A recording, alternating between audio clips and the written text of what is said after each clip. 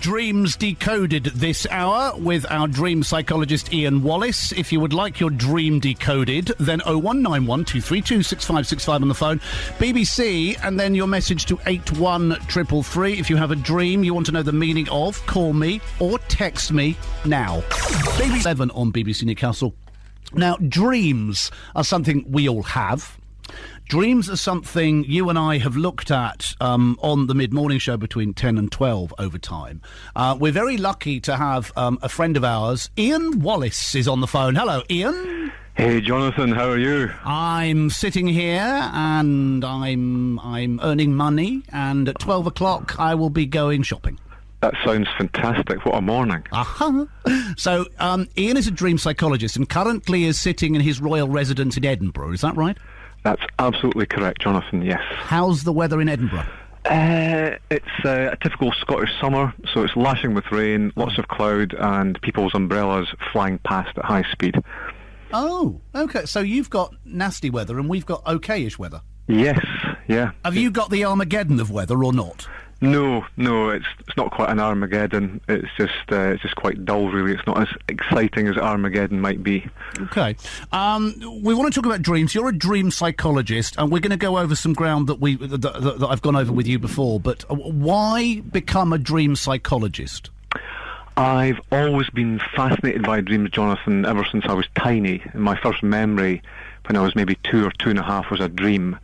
And I remember waking up from it and just being absolutely amazed by it. And I kept pestering my parents about dreams and dreaming until they packed me off to university to become a psychologist.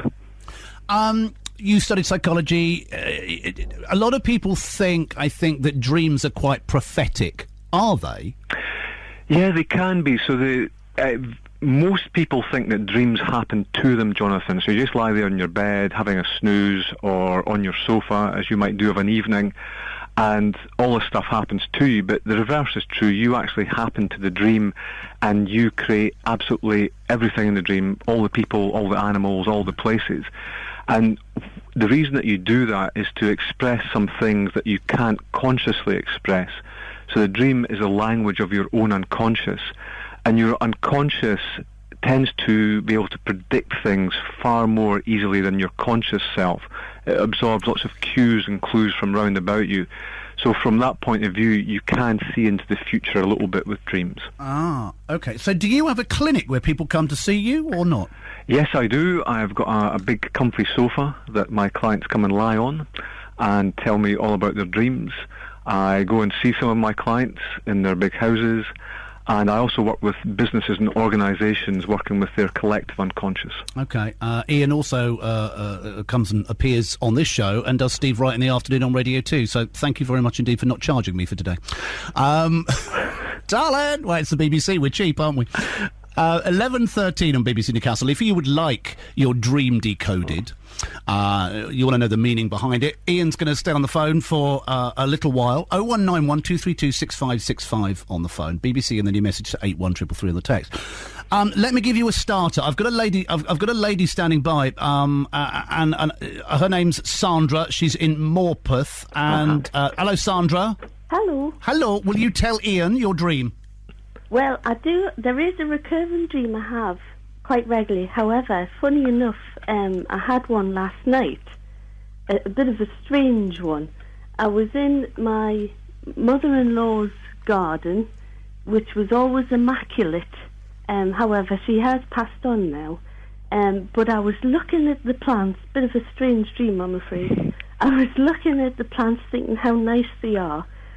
And in between the plants was some dog muck. And I know it's awful, and I was trying not to step on it, and I was just thinking, what a shame, all these lovely plants, and I always admire them, but that was it, basically, but the colours were so vivid and so real, but I was trying to step through the plants away from this unpleasantness. That's a fantastic dream, Sandra. So any time that you dream about someone else, you're actually dreaming about some aspect of your own character. So even though your mother-in-law's passed on now, she had some qualities that you were really drawn to or really loved. And when you dream of someone who's passed on like this, then you actually start to realise you have these qualities are emerging for you in waking life somehow. So there's something that you associate with your mother-in-law that you just really enjoyed her company in that.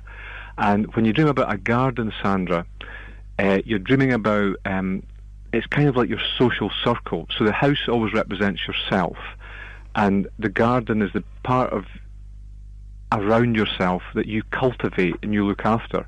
So there's something in your social circle where you feel it's really good and it's really bright and colourful, but there's also something that you need to say that you feel is a bit messy and you might feel a bit ashamed about, and that's represented by the dog muck. And it might seem a strange thing to talk about, Sam, that you have dog muck in a dream, but everything that you create in a dream has a meaning. So there's something when you dream about a dog, just a dog, it's about your loyalty and affection. And if it's about dog muck, then there's something in your social circle where you might feel you're being a bit loyal to someone, and they're not really responding to it, or you're doing something for someone and you feel that they're not coming back to you, and you need to say something but you feel it's a bit messy, and that's why you're trying to avoid it all the time. So in waking life, Sandra, there's something that you might want to express to someone, but you feel that if you do that, it can get a bit messy and you're just walking around it all the time. Mm-hmm. So you sound like a very gracious, wise lady, Sandra, so you just have to use your grace and your wisdom and say whatever you need to say to this person in your waking life, and that's why you've created this dream for yourself. Well, thank you very much. That made quite a lot of sense, actually. Yeah, good. Listen, thanks for coming on, Sandra in Morpeth. Thank you, Sandra. You. All right. Your Dreams Decoded with our Ian Wallace, who's a dream psychologist. 01912326565 on the phone, BBC, and then your message to 81333. I'm going to give you one of mine in a minute. Fantastic, Jonathan. Oh, dear. It was very strange. Was it? Yeah. It was. Hang on. I'm going to play Midnight Train to Georgia, and then we'll be back with Ian Wallace. Your Dreams Decoded. 01912326565 on the phone at BBC Newcastle. Dreams Decoded this hour. 01912326565 on the phone. BBC and then your message to 81333. You seem to prefer the text, although Sandra in Morpeth gave us a call. 01912326565 on the phone, BBC, and then your message to 81333. Our Dreams Decoded by Ian Wallace, currently sitting in a squally Edinburgh. 11:22 on BBC Newcastle. Mark in Newcastle would like to thank his neighbours. Their party started at 9 o'clock and is still at 9 o'clock last night, by the way. Still going on. He says, I feel really refreshed today. Mark, you poor thing. I have an event today. It's my birthday. I'm 61. Going to stuff my face. Out for dinner. Nora in Gateshead. Pet. Happy birthday, my little Cancerian. Also, hello to Bob the horse. No, that's not the one, Bob. It's not the one. But a few people are having problems with certain things at the moment, aren't they? Thank you, Bob, for what's the word? Oh, you're getting in touch. And then was having a really bad day, says Gail in Chester Street. Couldn't be bothered to wash my hair, so I went for the dry shampoo and then squirted shaving foam all over my head. Gail, do you think that was God's way of saying wash your hair and don't be lazy? Do you, Gail? Thank you. 11:23. South Tyneside Summer Festival is definitely going ahead today. South Tyneside Summer Fest is definitely going ahead today. As far as I know, is the Chili Festival at Seaton Delaval Hall. So, dreams on BBC Newcastle with our dream psychologist Ian Wallace. Now, let me just tell you mine from t'other day, right? Okay, Jonathan. Okay, this could be very disturbing. Uh-huh. And I can't remember all of it, but I was eating a tiger's head. Oh, wonderful. And I remember looking at it going, no, I don't. And I remember seeing some gristle because it was disembodied from its body. What the devil's that about? That's a great dream, Jonathan. So any time we dream about an animal, you're dreaming about your instincts, and it's usually your creativity. So one of the ways that I work with dreams is to listen to language. So we have this word create, creature, creativity, creative. It all comes from the same place. So this is about your creative instincts. And anything to do with eating, Jonathan, is about fulfillment. It's that we have an idiom, an appetite for success. So there's something in waking life where you're trying to fulfill some creative instinct that you have. And when you dream about a tiger, you're dreaming about a fierce independence. So there's something that you're trying to create where you need to be fiercely independent. And just now it's just all in your head. You're trying to make it happen in your head mentally and theoretically. But you actually need to take some action in waking life to make this happen, Jonathan. That's so true, though. That is so true. Wonderful. But I read it was about money or something. No, it's about your creative instincts. Wow. So I want to be independent. Yes, you have that need for some independence, and you're willing to assert yourself quite fiercely in doing that. Oh, do you know, funnily enough, that's exactly what I'm doing at the moment. Does that mean I'm looking for another job? Or does it just mean another strand, or I just need an outlet for something that's allegedly creative in me? Yes, that's exactly it. So it's something that you have inside you that you have to identify and actually create something and make something and assert your own image around it. Oh, do you know? Yeah, Brand Miles. Watch out, drag queens of the north. Maybe I'll join you. I'll have an act very soon. Ingrid's just spurted coffee all over her desk. Absolute best might not happen today. She's all wet now. Oh, brilliant. Okay, thank you very much for that. Now, listen here. I have got a load on text. Okay. Firstly, Alison in Whitley Bay. Hello, darling. So, I had a dream, says Emily in Darlington, that an Italian man was singing a song called Hotter, but singing it through 2 straws. All right, that's very interesting. Is it? Yes. So in Emily's dreams, whenever we dream about someone, then we're dreaming about some aspect of our own character. So when a woman dreams about a man, so we know that both men and women both have masculine and feminine aspects. So if you're a man, you've got a feminine side. If you're a woman, you've got a masculine side. And for a woman, her masculine side is usually the side that's a bit more assertive, a bit more outgoing maybe, a bit more ambitious, a bit more matter of fact. Mm. So there's something in Emily's waking life where she is needing to be a bit more assertive. And the 2 straws suggest that there's a choice she has to make. There's 2 strands in her waking life that she is thinking about following, and she has to assert herself. Now, one of these might seem quite exotic, so that's why the man's Italian, and she's wondering whether to do something quite exotic or maybe something a bit more mundane. So in her waking life, she just has to make a choice about what she'd really like to do there. Wow. That's okay. You're good, you are. Would you like your dream decoded by our Ian? 0191 232 6565 on the phone, BBC, and then your message to 81333. Now, this is slightly facetious, I think, Ian. John says, I once dreamt I had a bath with Judy Garland. Well, it may be facetious. That's quite hard to say sometimes when you've just taken a drink of green tea, as I did. So whenever we dream of anything that involves water, like in John's dream with the bath, it's about our emotions and feelings. So we have all these idioms like I'm welling up, floods of tears, I can feel it in my water, I'm at a low ebb, all that sort of thing. And a bath is about a containment of water, but it's also where you cleanse yourself. So there's something in John's waking life where he's trying to be quite contained in his emotions and just stay in that place and not take any emotional risks. And whenever we dream of a celebrity like Judy Garland, we're dreaming about our own talents and how we can actually celebrate them somehow. So what John is telling himself in his dream is there's something that he really needs to celebrate, some unique skill or talent that he has, but he's been quite contained in his emotions and he's just kind of keeping it to himself. So like Emily, John has a choice whether to share his talent with someone else or just be quite comfortable and just keep it to himself. I think John needs to come out of the closet. Well, I meant the closet of creativity, John. Closet of creativity, yes. Do you know what I mean? That's what I meant. Mind you, the dream was about Judy Garland. So, hello to all friends of Dorothy. Let me just say, pause on dreams for a second with Ian Wallace, our dream psychologist. If you would like your dream decoded, 01912326565 on the phone. BBC and then your message to 81333 at BBC Newcastle. Despite rumours, Holt Whistle Carnival is still on tomorrow. Procession starts at 12. Hello to Shirley from Holt Whistle. So, tomorrow the carnival is still on, my darlings. OK?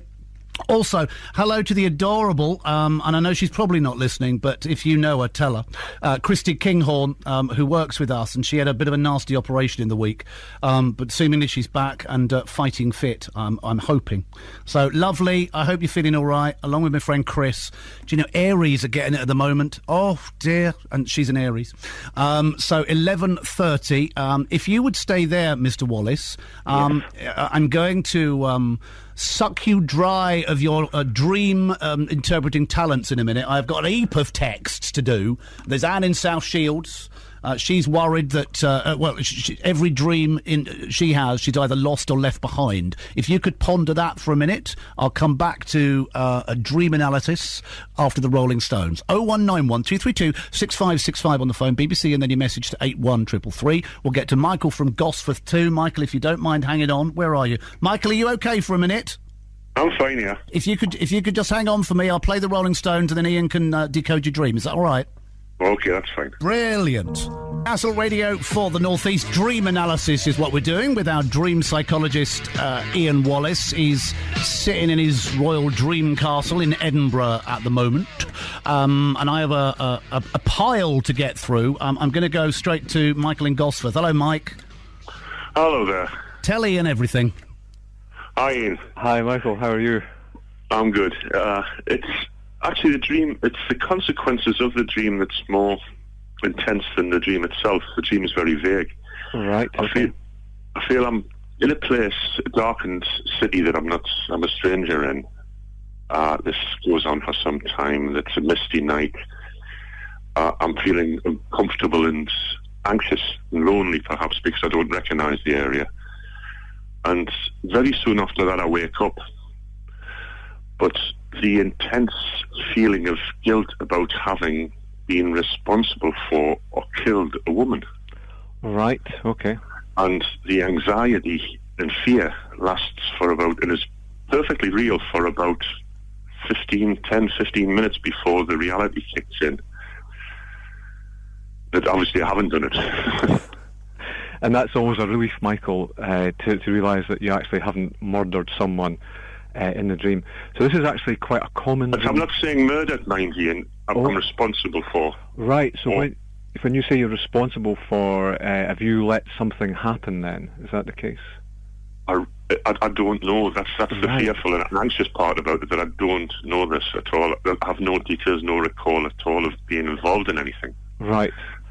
But somehow you were... there's some connection there, perhaps. Is that what's happening? Yes. Right. So we said earlier on, Michael, that both men and women have male and female characteristics. So when you dream about a woman, Michael, you're dreaming about your more creative, instinctive, intuitive self. And it's usually about something, it might be a talent or a skill or some quality that you have that's quite unique to you. And the dream where there is the death of a woman in a man's dream, it suggests that there's something in your waking life, that you have some skill or talent or something that you really love doing, and in some ways it's getting killed off, and you feel partly responsible for letting this thing go. So it may be that you feel at this time in your life there's some things that you really enjoy doing, but you can't really do them anymore because of responsibilities or a change in your life, or there's something that you've always wanted to do, some dream or aspiration you've had, and then you've thought, I can't really do that anymore. So that's why you're dreaming about this woman who's somehow been involved in a demise, and somehow you're connected to that. And the reason that you feel so guilty about it, Michael, is that you feel that you're feeling a bit guilty that you're not living up to your own dreams, that you've got something that you really, really want to do in life, and you feel that you're letting yourself down in some way. And because dreams are the language of the unconscious, they're a very emotional language. So that's why when you wake up, you've got this feeling of 10 or 15 minutes of this really, really emotional, that instinctive feeling, maybe in the pit of your stomach, and just feeling really on edge. And the bit prior to that, Michael, it seems very, very vague. When you're wandering in that dark city, that it's all misty and you feel a bit lonely. So anytime you dream about a city or any sort of conurbation, it's something to do with how you relate to other people. So the house is the symbol of the self. It's the classic symbol of the self. And a city is a whole lot of people. So there's something where you have the opportunity to celebrate and express some talent that you have to a number of people. And it doesn't mean that you're going to go in the X Factor or Britain's Got Talent or something like that. It may be some really practical skill that you have, or some real talent that people enjoy when you share, but you do quite instinctively. And you're not quite sure how to do it. And that's why you're wandering around. It seems a bit vague. So whatever it is, whatever creativity that you have, Michael, you're trying to decide how to actually express this, and you've been kind of giving up on it in some way, and that's why you feel quite guilty that you're letting yourself down. So the action from the dream, Michael, is just to maybe explore a bit more, something that you've always wanted to do and have maybe given up on, some ambition, and just look at ways that you can maybe bring that into practical reality, some first steps you can make to make that happen. Wow. Michael. Whoa. That's heavy, man. I'll tell you what, it's a lot better than I thought it was going to be. Does it mean anything to you, Michael? It does, actually, yes. Ah, okay. Nothing that I want to talk about, but yes, it does. That's been very helpful. Okay, excellent. Another one who needs to creatively come out of the closet, I think. Michael, thanks for calling. Yes, Thank you so much. All right, thanks sir. for sharing that, Michael. Thank you. Bye-bye. Thanks. Ian Wallace is our dream psychologist. Ian, meet Paul in Durham. Paul, meet Ian in Edinburgh. Hello, Ian. Hi, Paul. How are you? All right. Well, I get the same dream every night, regardless. Right, and what's that dream, Paul? It's always about a house. The inside of the house is always messy. By the moving house, from the house or to the house, but the inside is always decrepit, dirty, and we're not fit for habitation. The structure of the house seems all right, and either the outside of the house it's in a nice place or it's in a really awful place. And it's always unsettling. I'm not... The situation in the house, regardless of whether we're moving from or to, is uncertain or unsettled. And I get this dream every night. Right. So the lines are a little bit breaking up there, Paul, but just to recap on that. So you have the same dream and you're always in a house. Yes. And is the house, the house is quite derelict, or one part of the house is derelict, is that right? The inside is always derelict. The inside, but the outside looks okay. Yeah, but the area they're in varies between either really nice or really horrible. Right, yeah. So this is a great dream, Paul. So this is the 84th most common dream that people have, is a derelict house or building. And so we're saying in Michael's dream that the house is the symbol of the self. It's the absolute classic dream symbol, because houses have got insides and outsides, and so do we. We've got inner and outer lives. So when you dream of a derelict house, there's some aspect of your own self that you're neglecting in waking life. Okay? So the more solid and secure the house appears from the outside, because it looks really nice, then you feel really quite secure and solid in yourself and how you present that to other people. But when you look inside the house, then there are things. So if the walls are crumbling a bit, it might suggest that you're feeling a bit run down and you're not really standing up for what you believe in. Or if the floors are a bit wobbly, then you're a bit uncertain where you're standing in a certain situation, and you're maybe unsure of your next steps. I don't believe it. Yes. Yeah. So this dream is kind of like Michael's dream. It's drawing. I know. I saw that. I saw the party. Yes. Yeah. So it's drawing your attention to the fact that you've actually got something really valuable inside you, Paul. You've got some gifts or some talents that you need to use. And inside the house, if the walls are a bit broken down, it usually means that you need to build some walls in waking life. You need to establish some clear boundaries around your needs and maybe other people's needs. So it may be in waking life that you spend a lot of time looking after other people rather than looking after yourself. So you're maybe neglecting yourself, and not physically neglecting yourself or your health, but just neglecting your own needs, and maybe something that you really want to do in waking life that you feel that you can't do because you've got to look after someone else. Are you clairvoyant? No, this is amazing, Paul, that it just actually works with. So I'm just listening to your language in the house and just working with that. And the most amazing thing about this, Paul, is that we all create this fantastic reflection of who we are every night. So this is, when you create this house, Paul, this is you that's making all this and telling yourself this is what you need to do. So a dream is just a dream until you put it into action, Paul. So the action you have to take is to look after your own needs a bit more, maybe establish some boundaries with people. And the best way to establish a boundary is sometimes just to use the word no. You know, if someone says, "Can you do this for me, Paul?" Or, "Can you do that?" Just say, yes. "No, I need to." No, yes, I know. I know what you mean. Yes. So just say, I need to look after some of my own things. And the great thing about this is when you look after your own needs a bit more, then often you're far more capable or have far more resources for looking after everyone else's needs. So it's a win-win situation. All right. So look after your own needs, Paul, and everything will start to get really solid and structured again. Is that all right, Paul? Well, that's fantastic. Thank you very much indeed. No probs. Good luck to you all. Have a good one. Jonathan. No probs. Paul in Durham. Now, I've got Susan in Sunderland's hanging on there, but I've got to get through some texts with you, Ian, and if I may, I will now fire ahead. I realise I should play some music at this point, but you're just too popular. Thank you very much. So Mix in Fenham says, I've had this dream about once a month for about 12 to 15 years where I'm looking up in the night sky and stars will move from one part of the sky to another very fast, then stop suddenly, then another will move across the sky, then stop. When they move, it's at great speed. Right, so that's a lovely dream. So any time we dream about any sort of light, it's about something, some idea or plan we have. We're having a light bulb moment or shining a light on something. And a star usually represents fundamental creativity, like our own sun, which we never see here really in Scotland, glowing away there. So in Mick's dream, those stars whizzing across the skies, he's having ideas and they're coming to him in a blinding flash. And they're like meteors shooting across there.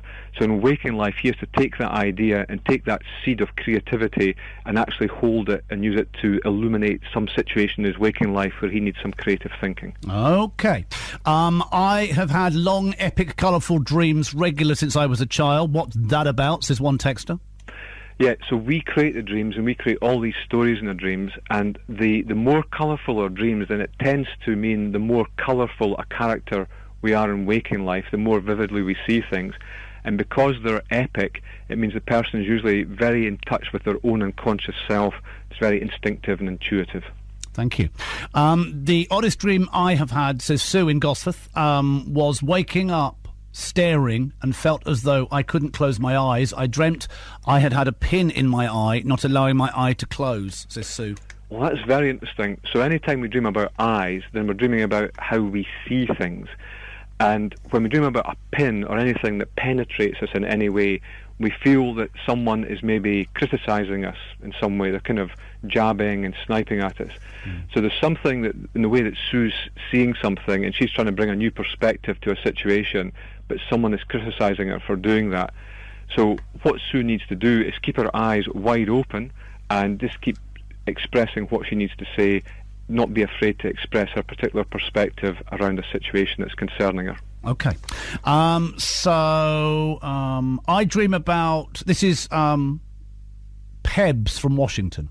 I dream about dirty public toilets where the door is missing or won't shut, and there is dirt and water everywhere, and in my dream it's stressing me out. Yes, this is the third most common dream that people have, is a public toilet, something that's really dirty and messy. So again, going back to language, we have this phrase, needing the toilet, and this is kind of like Paul's dream. It's all about needs. But the reason we have this toilet dream is that when we are toilet trained as toddlers, then we go through this whole feeling of guilt and shame, and it's going to be a real mess if we don't do it properly, and all those things. So in Peb's dream, when he's dreaming about not being able to find the toilet and it's all messy and dirty, there's some situation in waking life where there needs to be a need expressed. He needs to express these needs, and by doing that, then just not feel ashamed or guilty about it. Just get it all out in the open and clean things up. Oh, okay. I'm just going to rattle on with these, otherwise we're not going to get through them. I often have dreams where I see a tidal wave on the horizon, it's coming towards me. I'm usually in the house and it crashes over the house. Then I'll watch as another one comes towards the house. This is a recurring dream I've had many times. Can you tell me what this means? Catherine Scott. Yeah, so in Catherine's dream, this is the 19th most common dream that people have, is a tidal wave or a tsunami. So we've said that water in a dream always represents emotions and feelings. So a tidal wave is some overwhelming emotion in waking life. So it suggests that Catherine is an emotional person, and that means that she doesn't break down in tears all the time, but she's emotional in the fact that she's very good at tuning into her own emotions and other people's emotions. She's very good at empathising and instinctively making things happen. So seeing this big tidal wave coming, she feels that she is going to be overwhelmed. Her house represents herself. So there's some situation that she's in quite often where she is trying to control her emotions and she feels quite worried about them. But we have to remember that a tidal wave or a tsunami has a tremendous power and force. So in waking life, if Catherine can start to channel her emotions and focus them, then she can become a very powerful person indeed. Okay. Ian, I dream about loss. I go on holiday alone and get lost. I walk for miles to find my hotel. No one will help me. Move house into some awful places, filthy and derelict, and I've lost my jewellery and clothes. My car is stolen or damaged, and my friends turn their back on me and refuse to speak to me. It's very upsetting. Can you help, says Maggie. Yeah, so in Maggie's dream, anytime we dream that we're lost, then there's some situation in waking life where we're feeling a bit disoriented. So it may be that Maggie has changed job or left a job or left a relationship or something like that where she's moved on, and that's why she's going into a hotel. We said the house is the self, the identity, and a hotel is like a temporary self. It's like how you feel you should show up in a new situation until you get really comfortable, and that's why she's moving house and why all these things are happening to her. So she's trying to find out who she really is and what she really needs. And the best way to find out who you are is to look at what you're doing. Identity and action are always linked. Who you are is what you do. So Maggie just has to decide who she really wants to be in life and what that looks like, and decide on some actions to take to make that happen. Okay. And as soon as she does that, she'll orient herself and she won't be lost anymore. All right. Hello, Susan, and hello, Tracy. Hello. Hello. Hello. So Susan first is in Sunderland, Tracy's in Whitley Bay. But Susan, my darling, I need you to be brief. I'm sorry because I've got a load of texts and then I've got the weather and stuff. So Ian Wallace is on the phone to analyse your dream. Right. OK. I'll start very quickly then. My dream is in the sitting room and I'm watching the lottery results coming up on television. Right. And then all the numbers are called out, and as I'm looking down at my ticket, every number is coming up. Each number. And then I'm sort of so amazed that I shut my daughter down and get my daughter to double check this ticket with me. And then I'm just this great feeling of euphoric, just amazing feeling. And the dream is so vivid as well. But the thing is, when I woke up, I had that euphoric feeling still, but can't remember the numbers that came up. Right. So I don't know what that means. Yeah, so this is quite a common dream, Susan. It's the 36th most common dream. And this one is all about discovering some value that you have. It's some inner value that you've got in there, and you're just starting to realise everything's falling into place for you.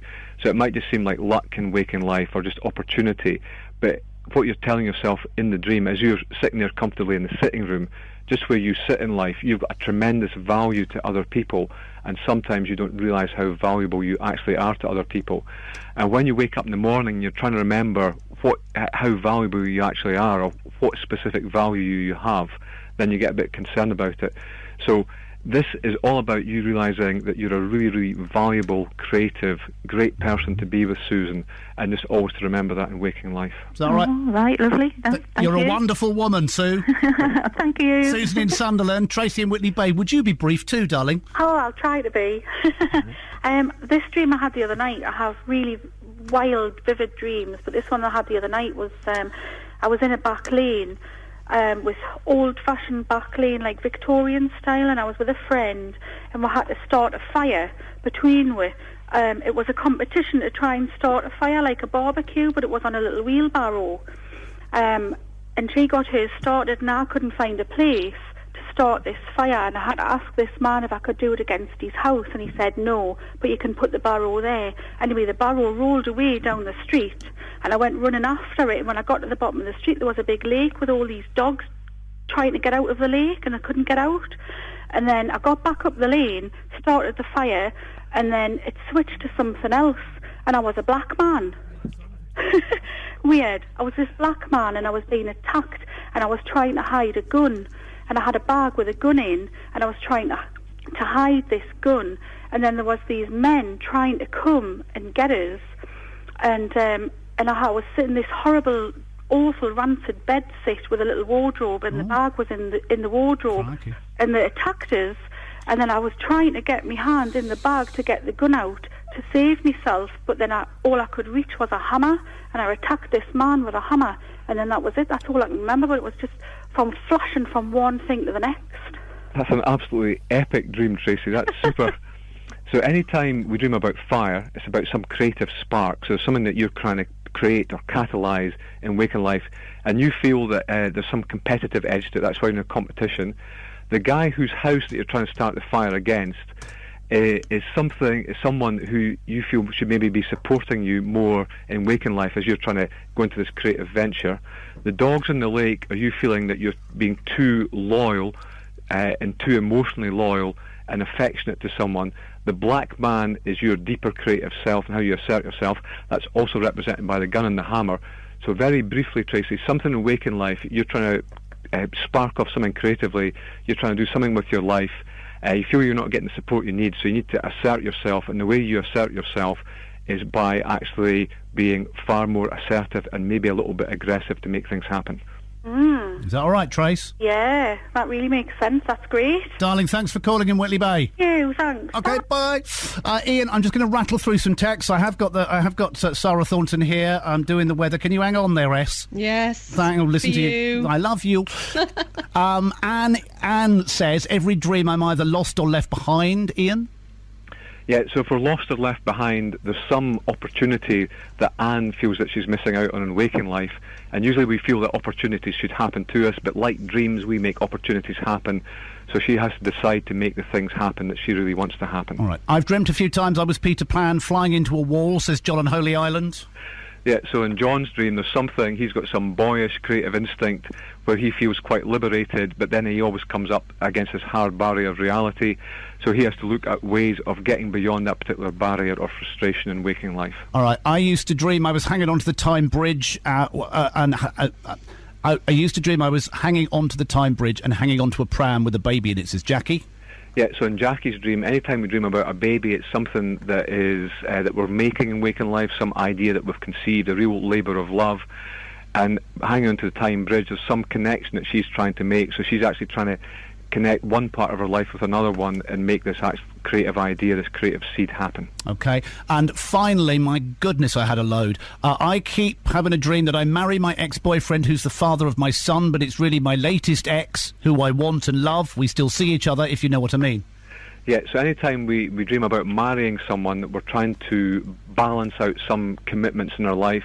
And if it's an ex-boyfriend, there's some quality that the dreamer has that she's very, very keen to balance out when she makes that commitment. Ian Wallace in Edinburgh, you are absolutely amazing. Thank you so much. It's been a real pleasure, Jonathan, and I've really enjoyed working through these dreams with your listeners. Thank you, and we will speak to you again soon, sir. Perfect. Thank you very much, Jonathan. Thank you.